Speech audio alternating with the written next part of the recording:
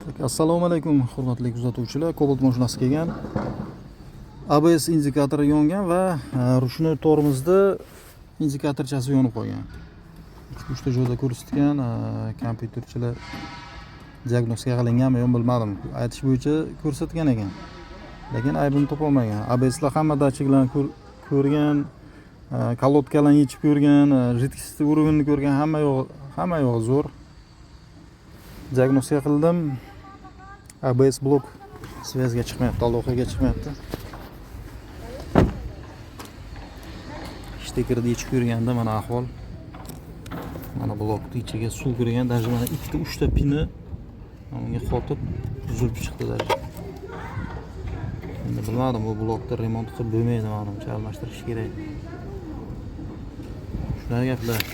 Diagnostika bo'yicha murojaat qilinglar, qo'ldan kelgancha aniqlab beramiz, kasalni diagnoz qo'yib beramiz.